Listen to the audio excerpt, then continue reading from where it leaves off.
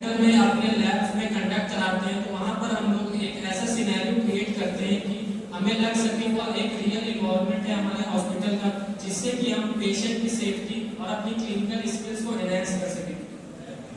Replication the realism and actual practice and improve decision making skills and patient outcomes।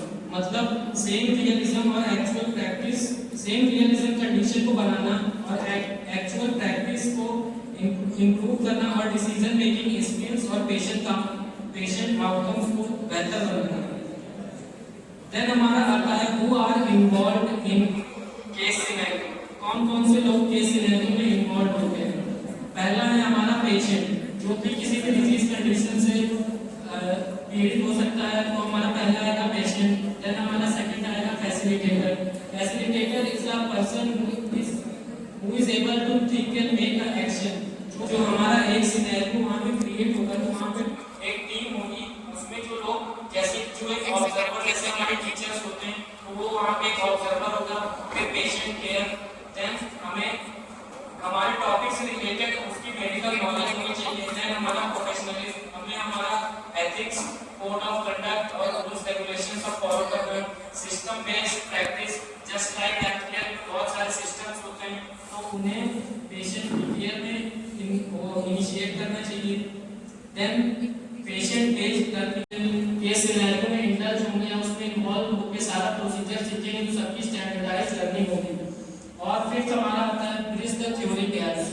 जो हम लोग theory direct पढ़ते हैं, उसके बाद हमें प्रैक्टिकल्स भी करना चाहिए, क्योंकि ये जो उसके थ्योरी उनके बीच में जो गैप्स आ जाते हैं, उनको फुलफिल करने में बहुत ही हेल्प करता है ये scenario.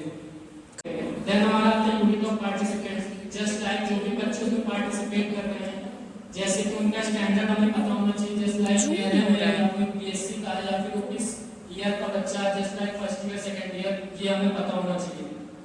Know your participants, sorry unit of participants में आएगा हमारा नंबर ऑफ पार्टिसिपेंट्स कितने, मतलब 1 2 5 10 this. And then know your patient जो हमारा आ जाएगा, उसका क्या कैटेगरी, प्रोसीजर के अकॉर्डिंग हमारा फिजिकल इन्वॉल्वमेंट होना चाहिए। फिर हमारा लास्ट आता है फीडबैक मेथड। हम आ गया मेरा, आ गया बहुत तेज आ गया। अपने ऑब्जर्वर से फीडबैक लेना चाहिए कि हमने क्या गलतियां की हैं, कौन से स्टेप्स हमने नहीं किए, उसको हम आगे अपने नेक्स्ट सिनेरियो या फिर नेक्स्ट बार उसको इंप्रूव कर सकें। फिर लास्ट हमारा आता है important factors in case scenario. First point is participants and their roles, patient simulator, case scenario presentation, simulation environment, and last is debriefing. After this why to create case scenario. हमें case scenario क्यों बनाना चाहिए?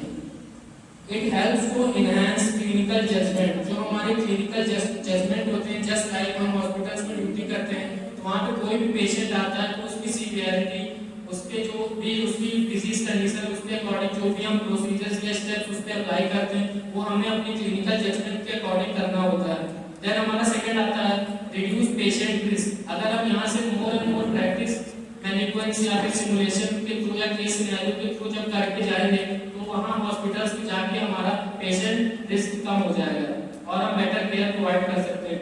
Then हमारा third आता है critical thinking. यहाँ पे हम केस सिनेरियो को पूरा इंडल्ज होकर उसमें पार्टिसिपेट करते हैं। हॉस्पिटल में जाने से पहले, जैसा कि हमारे हर सेमेस्टर में होता है, हमारा ट्रेनिंग का क्राइटेरिया अलग होता है, जो हमारे क्लिनिकल पोस्टिंग्स होती है और हमारा एजुकेशन यहाँ पे हम लोग थ्योरी पढ़ते हैं, उसका टाइम पीरियड अलग होता है।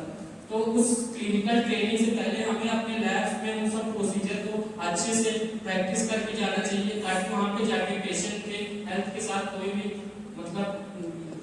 दिक्कत ना हो सके। फिर सेकंड आता है हमारे स्किल डेवलपमेंट के लिए केस सिनेरियो बहुत ही महत्वपूर्ण है। Then competency assessment. कॉम्पिटेंसी का मतलब होता है स्किल एंड नॉलेज, इन सबको असेस करने के लिए हमें केस सिनेरियो